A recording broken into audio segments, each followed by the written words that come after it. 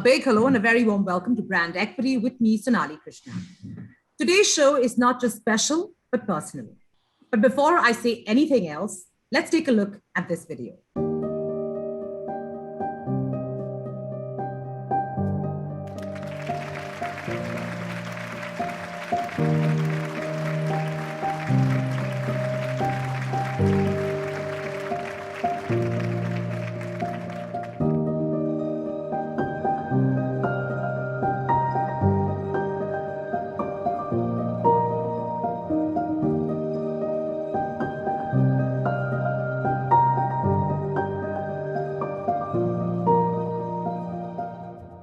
She's forced to be a saint and not allowed to be human. Because what's a woman leader without the caregiver archetype in her, right?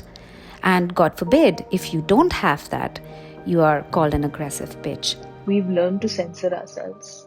It's a sad truth, but it happens so often. Men are hiring other men. Women don't get paid as much as men. About sanitary napkins or detergents or microwaves. Being difficult. She's so cranky. Do you have your period? At this young age. The work and the perception. Woman filmmaker. Women complain too much. Expert panels that feature only men. Is she pretty? Is she hot? Not speaking up. No way you could come back to work. You feel left out. Woman is making money. The lips speak. Be more likable. They're afraid to speak up. I used to be so bothered. What bothers us? Try harder. Know your rights. You don't need the job. Quality, diversity, inclusion. We're talking about a systemic problem here.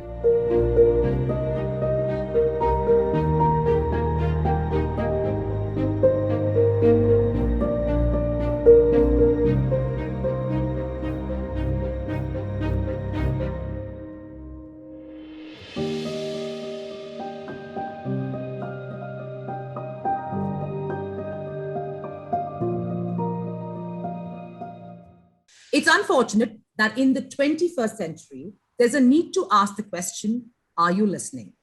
And the next half hour is all about that. Some time ago, when the Me Too movement was at its peak, Power Women in advertising decided to do something about this. And that gave birth to the collective. Since its inception, the idea of the collective has also expanded, and the turning point came in March in and around International Women's Day, when the collective launched a campaign on Instagram called Women Speak Up. The founders of the collective were taken by surprise by the number of women who spoke freely about issues by sending them videos. Today, I'm joined by 4 of the collective founders who are leading names in the industry. And this conversation just doesn't deserve my attention, but deserves all our attention cumulatively. And with that, hopefully, this conversation will help move the needle. And let me introduce to you the 4 lovely, vociferous ladies. First up, Teesta Sen, Regional Creative Director, Wunderman Thompson, and co-founder of The Collective. Ashwini Deshpande, co-founder, The Elephant, as well as The Collective. Malvika Mehra, Independent Creative Director and co-founder, The Collective. And last but not the least, Deepa Geeta Krishnan, founder, MYO, and co-founder, The Collective. Thank you so much, beautiful women, for joining me right here and taking time out to talk about very pertinent issues that seem never to go out of fashion. But first things first, let me talk about the existence of the collective. I've given a brief introduction for our viewers to give a sense of how the collective came into being. But if you can briefly expand on the reason of your existence, that would be not only very clear for me, but also for my viewers. So as you rightly said, I think the beginning happened when Me Too movement had started, and that sort of became the trigger. And while each of us was individually reading things and feeling the pain and feeling kind of helpless about not having done much or not being able to do much about it then, there was a catalyst. We had this lovely young creative lady called Sakshi Chaudhary, who also runs Indian Creative Women Initiative. And she kind of got us all together, the senior creative women, and she said that, it's time we got together and did something. And that was the trigger. And as we started listening to stories, we started looking inwards into our own organizations, into our friend organizations and so on. And we said, this is a huge problem. And if we don't come together now as senior women and do something about it, when is it going to happen? It's high time. So that's really how it started. But then as we moved along, I think we started listening and we realized that that's not the only problem. There are many, many other problems that lie underneath, and they are not being discovered, not being spoken about, and therefore not even being acknowledged as problems. So that's been a kind of a pivot over the last year or so, when we've been all, living and working in very different conditions, and we've been looking at different ways in which we could tackle with what we are facing. And that's where we are, and that's how this March revelation happened as well. So let's talk about the big moving of the needle for the collective, which was your Instagram Women Speak Up campaign, which took place in and around Women's Day. Take me through the kind of videos that you got from women across the industry, and some of the key burning issues that came up, which shocked you guys as well. And all of you have been in the industry cumulatively, I would say, we'd have 100 years of experience just on this panel. So having, seen all of it and seeing women of all stages in their career, from young women to mid-level to senior women coming out and talking about it, what were your key takeaways, and what was the awe and shock of the whole campaign that got you all, standing up and thinking? Okay, I'll jump in. So, it's also that time of the year when every brand wants to do a campaign, for women on Women's Day. And from, discounts to some kind of like messaging. I mean, we're all working women, right? Currently, we all have another job. And we were in the midst of all that. And then a few of us got together and we said, what about the women who are creating all this campaign in the industry? Because this willy-nilly falls on our lap. What do we really want to talk about? And we asked a really simple question. And I think the simplicity of everything that we've done is really at the heart of, why we're sitting here and even talking to you. And we just put out a really simple question saying, what bothers you as women in this industry? And I think the joy was that nobody asked anybody before. You talk to people about what do you feel about Me Too, what do you feel about X, what do you feel about Z. But if you just ask somebody like, hey, what do you really feel about, coming and sitting at that desk every day in the organization you work? And we asked that literally one question, and we were like, what's going to happen? And are people going to talk? And initially, of course, we, approached people and said, hey, give us a bite. There was nothing scripted. It was just what you felt. And what we discovered, and let the others jump in, is things we thought women are going to talk about was sometimes absolutely not what women touched upon. We discovered things about ourselves, about each other, about organizations, about the sisterhood, about how there's this huge gap between perception and reality in terms of, what women are feeling. And I think it made us all sit back and really question, what is our role in this industry as senior women? I mean, you called us power women, but you're pretty powerless if you're going to be in an industry and not be able to influence any kind of change or stand for any kind of thing. And that's really, I think the ignition of this outpouring of, issues that women had. And I'm going to let the others take over to really talk about specific issues and what they felt. But I remember one of our founder members was in hospital, during when we did this campaign, and she wasn't, able to, follow us every day. And finally, she heard everything together. And then she called me and said, I'm sobbing. And, because when you hear it all together, that's the enormity of it. And I do not for a minute want to put it down as, an aberration or women just needed to talk. I think it was a culminative of years and years of conditioning, of, agency culture, of, patriarchy in a sense, of the complete, I would call it misogynist mindset maybe. And within all that, we, power women are working, flourishing, trying our best. And that's just the tip of the iceberg, and really over to the others and, how they looked at it. I think just to add to what Teesta said, I think it's pretty much, what was shocking was it seemed like a purge. Okay, it was literally like for the first time someone had said, hey, does something bother you about the industry? And I think it's this question which hasn't been asked. So I think the big thing really was, and it's amazing because like we said, there were 50 videos in like 6 days and, pretty much out there. And I think kind of really realized, they were like, of course, Me Too is, and don't want to take away from, what happened then, but there were so many other issues, whether stereotyping, whether it's the problem of visibility, whether it's, wage caps, whether it's tokenism. I mean, March 8th being International Women's Day itself. So I think it opened up a Pandora's box, and I think it was a high time. I mean, it was about time, like, it came out in the open. And I mean, I'm hoping that, it kind of changes policies and we're able to kind of do something about it, and more about that later. Deepa, let me come to you and, dive into the specifics. One thing that, the number of issues that have actually come up has been mammoth. And for me to actually address all those issues, I think I'll have to dedicate brand equity only to this all year. But, please do it. Please do.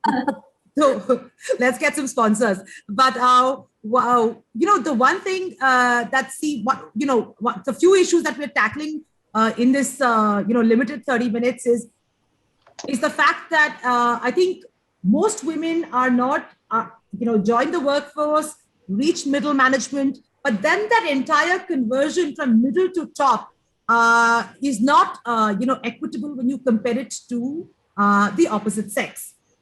So, the question is it that we drop off because of our own, our own issues, and also because we have other responsibilities like, motherhood and, handling the house, which is still looked at very much as a woman's role, unfortunately. Or is it because the opportunities are not given and are not equal to make that big jump to the top position? I'll just dial back a little bit before we get into the part of like our women, do they need to lean in more? I think the first and foremost is where we need to see whether there is equal remuneration and equal opportunity. They go hand in hand. Even if you see globally, there are laws on both of them. So now what happens is if the remuneration, if every agency wanted to seriously get into their books and say, okay, maybe it's time we really go through this and see how much of that is, true, how much of it needs to be corrected, automatically there is a certain sense of encouragement, parity, and a sense of equality and stature. It comes in hand. When you start seeing, have there been equal opportunities within agencies? And I want to restrict myself to the advertising ambit right now. Then automatically, if those things start correcting, there is a systemic push towards saying that, and we've seen globally, it's not true. There is neither equal remuneration nor equal opportunities. So I think a large part is a systemic correction that is needed.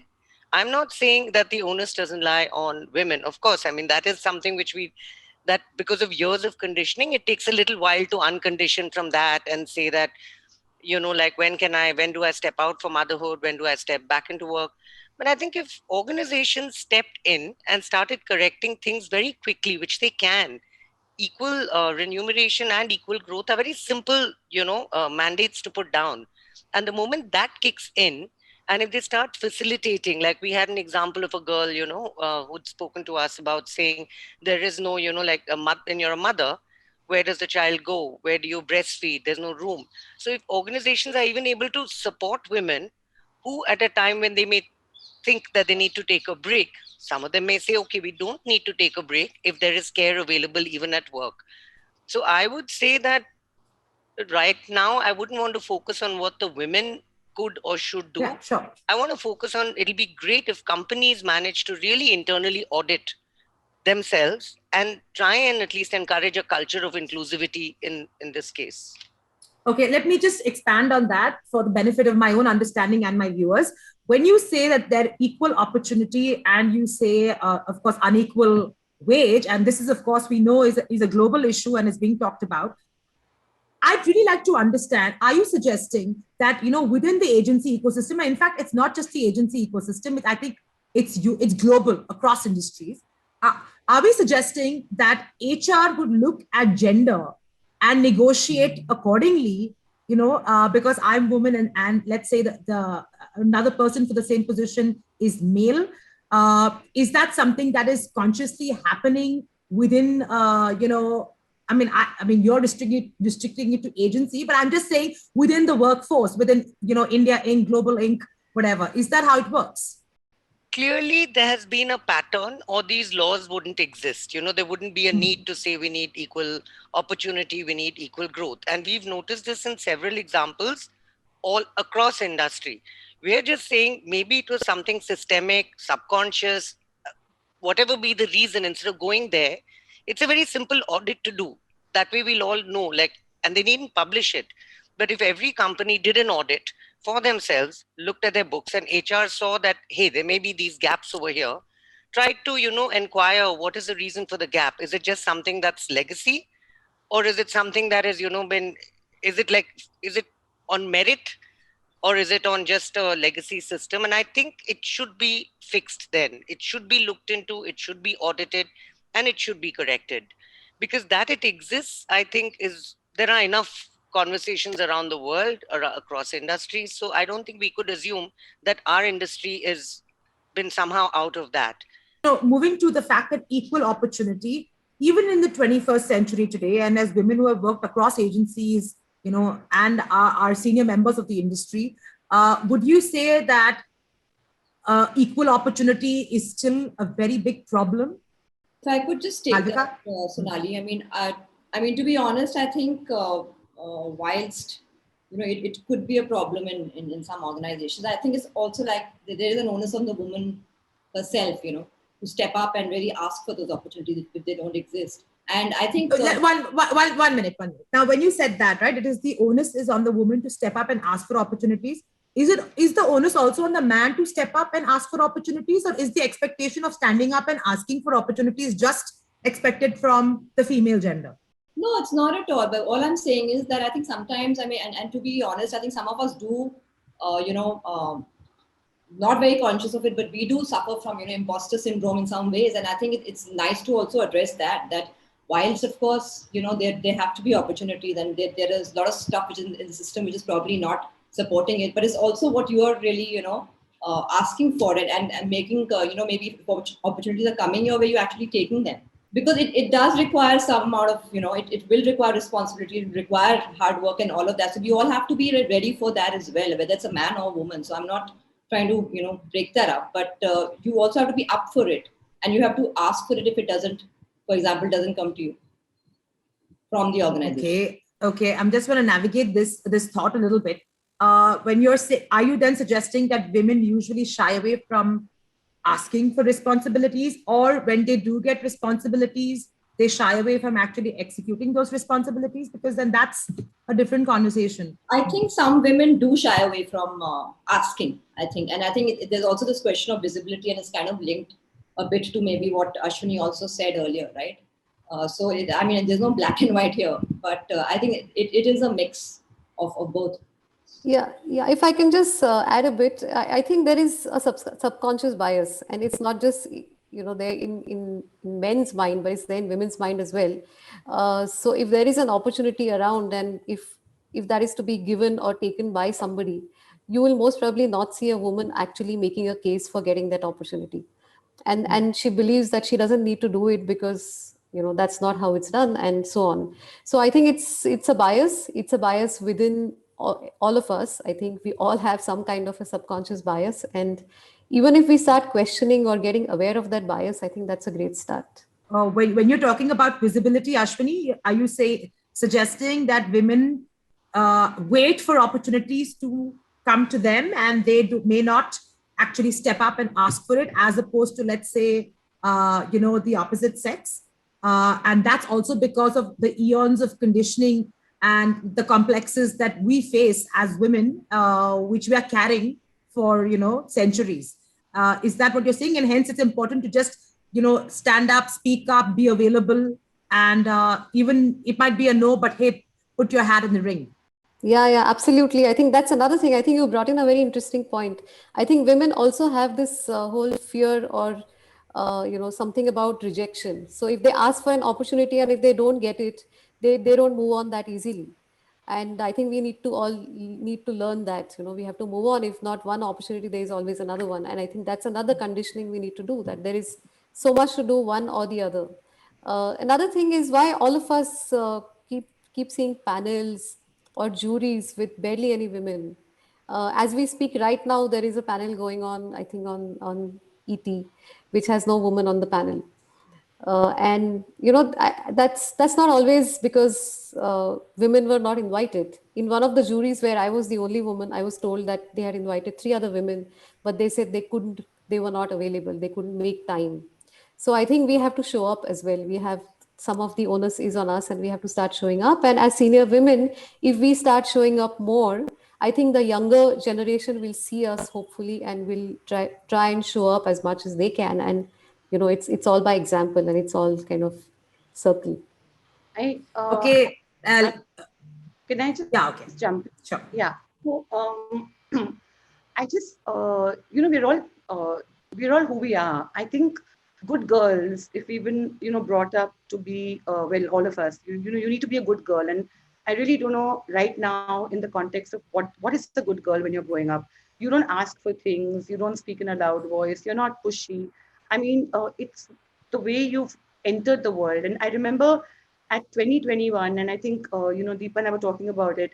When you entered the industry, you were like fearless. You were here to conquer the world. You could do anything you wanted, and then you realize that you're surrounded by people who want you to play good girl again. I mean, you're back to being in good girl mode, and all those things about don't raise your voice, don't be bossy, don't ask for things.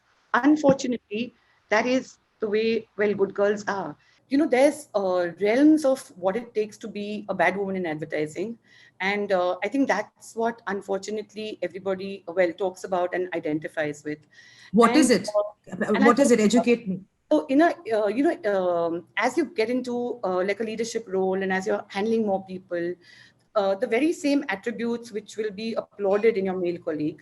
And I'm talking about being, assertive, being, cold and clinical sometimes, being able to take some really hard calls, separating being professional and emotional, which are all like fantastic. And then a woman on the other side who does exactly the same thing is suddenly, hauled up for not being compassionate, not being caring enough, not being, human or emotional enough. Who are we? I mean, why do we need to justify or change our personalities depending on the role we play? And this is the industry, and this is what the industry has made us. And unfortunately, it's so easy to slot us into caring / maternal / Mother Earth, as opposed to she is like she's bossy. Nothing wrong, but unfortunately, the same label gets viewed very differently when it comes to women as opposed to men. And as you are getting senior and these things begin to matter, suddenly you develop a whole different personality to what you really are. And I think it's tragic, because somewhere in all this, you're losing a sense of who you really are. Like, really, who am I? Am I the person outside my organization who behaves in a particular way? Or am I supposed to come in here and be all, I wouldn't say cowered down, but you would be considered more like, you're the caring one. Why can't I be equally assertive and equally caring? I mean, there's no manual that says you need to choose. But that's, unfortunately, the Good Girl Guide says you need to only belong here. You cannot, belong there.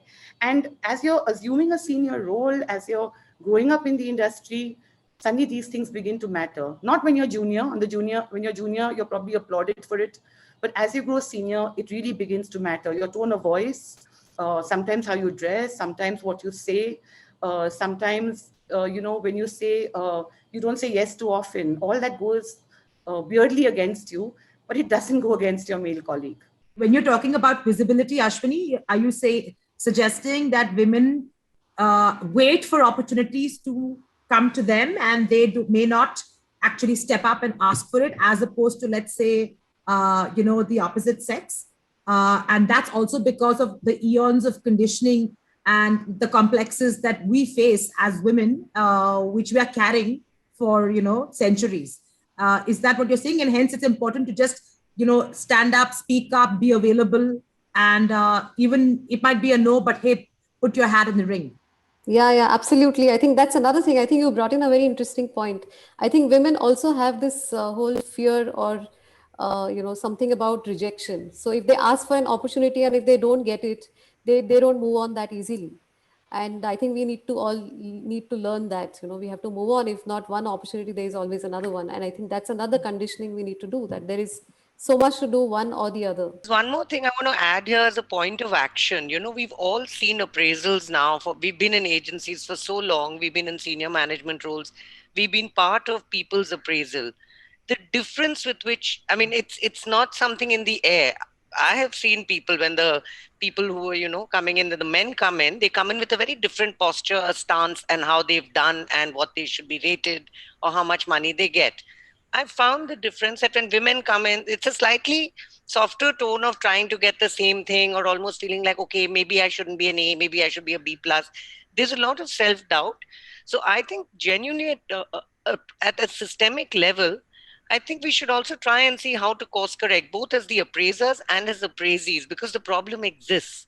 There has to be some way of trying to not, systemically trying to make sure they don't underplay or stunt themselves, because women do have a tendency to underplay their sense of success, though in their head they've achieved the moon, but what comes out is a slightly more subdued version, Demure. and therefore they don't get maybe what they really want, and then there is a sense of disappointment later when the actual letters come. So I think even systemically, if we try to understand this, maybe there are proper negotiation skill courses held for men and women, whoever wants to get in, but to actually see how what you've achieved and how maybe you have the right to ask for it. There is a way in which don't underplay, don't demur it. And the other point on, the traits that we valued when we joined and how they start becoming the bugbears when we become senior. I think there again, there has to be some kind of an intervention, those inclusivity programs, even in terms of you with senior management, because we find very often women don't make it to the top.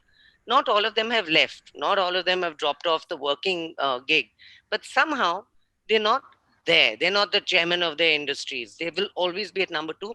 I think it's important to find even that the intervention is not always junior. I think at a senior level, there must be a process of identifying, grooming, mentoring to make sure that it actually feels like an equal opportunity thing. Then, of course, choose on the merit of the case. But if there's not enough visibility, there's some underplaying, there are all these adjectives following you for these qualities that you have, then it becomes a bit of a barrier, from even thinking that you could get that job. And I want to bring about, something that's related to visibility and throw it to the 4 of you, is that, we've heard the term very often. In fact, sometimes we joke about at club and AAA being it, we call it the old man's club, but really there is a boys club, right? And it's not just in the agency world. I think across there is a backslapping brotherhood, world where they hang out post work. Hence, they get to know each other more intimately, hence more access, right? And all of that is whatever. These are all nuances of actually being more visible and portraying yourself in a manner where you seem capable. Now, having said that, the advertising world has always been much more progressive, at least perception-wise, right? In terms of where the women in how the women in advertising behave versus, let's say, more traditional industries, right? Banking or cement and oil and stuff like that. So, or consulting or whatever. Advertising is supposed to be cooler, more progressive. Women and men are both supposed to be miles apart from their peers in other industries. But does the boys club, exist in the ad world? I'm sure it does. And how does that play out? And is there similarly, I think what is lacking is there is no sisterhood. However hard one tries, there is no sisterhood. And there is a problem with that because we're unable to build that sisterhood for some reason. So I really want to ask the panel here on your view on this. So I think within an organization, unless there is a systemic culture level thought, intent and some kind of an organization itself, and I believe some of the agencies have women in leadership kind of initiatives where women actually get together and actually talk about achievements, issues, future, vision, all of that.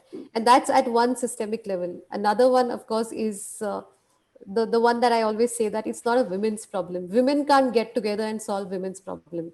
Men have to be Exactly. equally a part of it, and men have to believe that it is actually a problem that will solve things for everybody and not just for women. So in most cases, the moment you start talking about this issue, men sort of relegate it as it's, oh, these are feminists, it's a women's issue. And I think that's something that needs to stop at a much larger level, and that's something that needs to be out of our vocabulary, to be able to even move 1 inch forward. So, yeah, Deepa, you wanted to add something. Yeah, I just want to actually take off from where Sonali was asking a very a straight question, saying, do we think it exists in the industry? So, Sonali, both Tisa and I used to joke about this when I was working with an organization, saying, oh, the musical chairs have begun. Because it almost seemed like a pattern, somebody goes, and it seemed to be the same set of people assuming leadership roles everywhere. And I don't think it's come out of any malintent, except that this whole thing of who do you know well, who's currently in power, and therefore who do they think can take over the mantle well. And I think the only way to advertising, because it's a more, as we say, this more human, open, culture, infused kind of a profession. I think very often choices are not as simple and clinical like maybe in other industries. They are colored by the human opinion of, and it's not just the work you bring to the table, but the faith that the person at the top has, because senior level positions do require just the faith. So it's very often not just the folio. I've met people who've said, we don't need to see the work. We know that.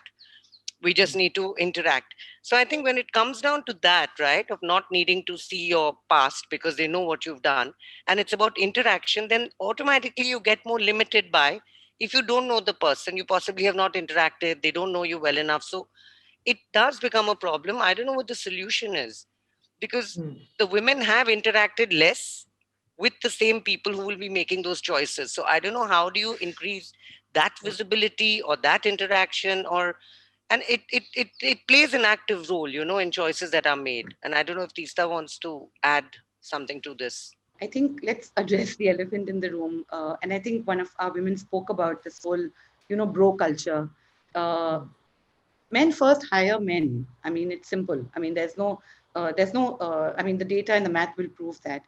And Sonali, I'm glad you spoke about this industry where, we of course we are free, we party together, we have fun together. But finally we go back homes, we go back to our homes. And there's this whole culture about, slap on the back and, let's drink till the, what is it, sundown or sunrise or whatever. Sunrise. And that's fantastic, but maybe we don't want to do that. I mean, I don't understand why women need to again behave in a particular way to show that they belong to the club. There is a boys' club, no question. Membership is fiercely guarded. I mean, you will be invited, you will join them for a drink, you will party with them. But finally, let's face it, we're not privy to what happens. I'm not even sure I want to be privy to what happens, to be honest. But the fallout of that is you will always belong to a fringe group that is not really, on the invited to the party, but not necessarily dancing in the middle of the dance floor. That's like the worst example, but you know what I'm talking about, the metaphor. I do. And it is no guys. And there's even a campaign somebody's done about men will be men. Like, wow.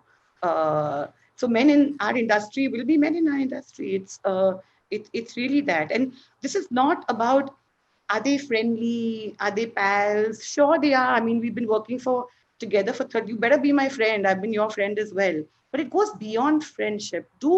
And I don't want it to be somebody I know. But why can't it be somebody who doesn't know us, who doesn't know the women? Why do you have to rely on the other softer friendship, brotherhood to say, hey, I want you? Why can't it be, I don't know her, I just know about her work, I think she's fantastic. Malu, hop on board, Deepa, hop on board. Why does it have to be, hey, she's great to hang out with, let me hire her? It's different, but unfortunately, it totally exists. And, or the opposite, she's terrible to hang out with, let's not hire her. She's horrible, she doesn't drink, she's like so boring. But hey, she's a fantastic designer. No. In our industry, you need to be able to drink them down as well. And you need to be able to, you need to be like the, the boy code. Gender fluid. Yeah, you have to be. And God forbid, if you don't, then you will find that you lose out. And sometimes it's slow, sometimes it's not so overt, but 100%, you don't belong. It could be speaking their language, it could be, cracking certain jokes, but it's there. It's so rampant. I mean, that's my view. This is all the softer nuances that we deal with on an everyday basis and carry with us to work and carry with it back home. And definitely there's a deep psychological impact. But at work, right? At work, what is the kind of discrimination one sees in the agency world when, a woman versus man? So I think, like we touched on these other kind of issues. And I think one big thing is stereotyping, right? I mean, it seems like a cliche even when I'm saying it, but the fact is that it exists, and it's strange because the way it starts it really starts with even something as brand allocation. And I would say clients sometimes, and in the creative director and maybe even CEOs, are responsible for, maybe pandering to those requests by clients sometimes. And not to say always clients ask that, but it is like, yeah, gaadi hai, bikes hai, batteries hai, razors hai, the boys can do it. And if it's, all things nice and pretty, makeup, lingerie, sanitary napkins, detergents, let the women do it, right? So I think it starts off with that. It starts off with who do you think can think this way? And I think coming back to what Teesta also said, that it's not like there's no gender to intelligence and talent, right? I mean, it's like, it's ridiculous to think that, I will not be able to crack something on a bank or a battery, and ridiculous to think that somebody who's like a guy cannot maybe think of, tracking something on a sanitary pad. Because the thing is this, when you get a brief, and I think as creative people and as responsible creative people, when you kind of putting out some communication for the client, the first job as a creative person is to really deep dive into that category, right? So whether it's lipstick, whether it's mutual funds, whether it's bloody engine oil, I better know all of it. And so does the guy. So I don't understand, where does this gender demarcation come even in brand allocation? So I think it starts from there. I mean, internally in agencies, I think it starts from there. And it's literally like, I've actually had someone very senior tell me that there's a creative director mate who actually said, when he was looking at a portfolio, he actually said, I can't believe this was written by a woman. It's so witty. What does that mean? I mean, are women not supposed to be witty? Can we not be sarcastic? Can we not be, wicked? Like, what is this whole, sugar and spice syndrome? So I think it exists. It exists in brand allocations. It also exists, and I think even sometimes a portrayal of women in advertising. And some of us are responsible for that as well. I think the needle has to shift in terms of even the stories that we are writing and what's the narrative that we are putting out, right? And not to say there have not been changes. I mean, there's enough, there is a move to share the load with an Ariel, or, for example, what Gillette did with, even Men Can Cry. And I think it's fair to say that, to also expect men to have this rough and tough, image and behavior is also unfair. So the shifts are happening, but I think they're far from being, absolutely kind of out there in a way which is fair. So the stereotypes, I think, are a very big part. As senior women, would you say that there's a lot of, labeling is a very soft word, but a lot of, value judgments that are passed on women, especially once you start, rising in the ranks in terms of if you're being a bit assertive or aggressive even, then maybe you're PMSing. If you're, telling somebody off, then you're a mega bitch. This of course exists. So we don't need to validate that. I'm saying, what is the way going forward? I understand Collective is trying to do that, but from what I've heard from you, and I did a similar panel with senior marketing leaders, women, and it seems to me that there needs to be a shift in the mind space of not just women but men. And unless that mind space change happens, all of these great notions we've been carrying from time immemorial will stay. So unless humans change, I don't think organizations will change. Having said that, with your effort with the collective, I think you've spotlighted the issues very well through your campaigns, and you are trying to keep that momentum going. But what's next? So this is, I'm guessing, to all of us, right? Yeah, I think we could everything is also to all just of you. take it to the charter. I don't know. Actually, the what's next is, Sonali, we did having, started the Speak Up campaign. We felt a very logical, at least, so there's some goalpost to, the women having spoken up, be the goal, an interim goalpost and a long-term one. So what we thought is we'd put it down on a charter, which we've done, and we will meet agencies. And even on things like, that's it's all in the mind. There are some very simple action standards, which if agencies decide to adopt the charter, saying, okay, gone through it, great. Of course, we will thank them for it. But I think if they start, it's nice because there's a framework to be able to say at the end of the year, whether you've actually tried to take some conscious steps towards it or not. Otherwise, everything is just soft feel issues. The moment you put it in a framework, it sort of helps, hard data it, like on language, on a 3-strike policy, like to actively discourage certain, referrals, like, oh, you might be PMSing, maybe just actively be a little more intolerant on it. And we're not saying, then the action standard at the end of that is to put people through training, DNI training. So at least it's not a saying you said this and, you can't, you don't have a job. No, if you keep having that mindset of repeating certain behavior patterns, just get into a program, because there's enough of that in the world. The whole world is trying to make the shift right now, not just us. Yeah. So my point is great, Deepa, but my question is, what is the legitimacy of the collective when you start approaching agencies? Why will an agency talk to you? I could also answer that. I feel, Sonali, the word is not about legitimacy, but about credibility. See, the moment you start referring to legitimacy, you're talking about building structures, formal, legal, all of that. But I think if you look at the credibility of all the founders, it's something we've earned over years. And I think now to say that, why should I listen to you? Because it's a very credible set of voices. We're not coming in from some vesting or a lobby. It's just voices of people who spent a lot of time in the industry, who've got reputations here. So I would ask, why should they not? I just think the credibility of the organization should be enough for an engagement. And we've actually found very positive responses every time we have spoken to agencies. Okay, so I'm assuming that the next step now going forward would be to approach agencies and collaborate with you in making the workplace, just a healthier, less toxic place and an equal opportunity place for women. Right? What has been the current response in terms of the inroads you've made into agencies who are willing to partner with you? So the last time around, we did go and talk to agency heads. I think we divided ourselves into groups of 3, and we met about 6 agencies. We wrote to them, and everybody was hugely encouraging. And we're not here to change your HR policy. We're here to influence culture. And I think, I attended a panel just last week where the whole discussion was about agency culture. But agency culture is not just about, do you support brave work, and do you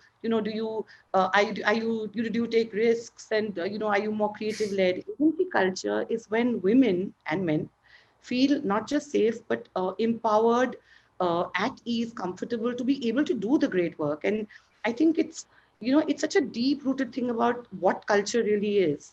And what we are attempting to do is, like I said, not sit there and audit your your books, but to really talk about things you can do, simple things, as Deepa was talking about. And we have a charter to really start influencing culture within your agency.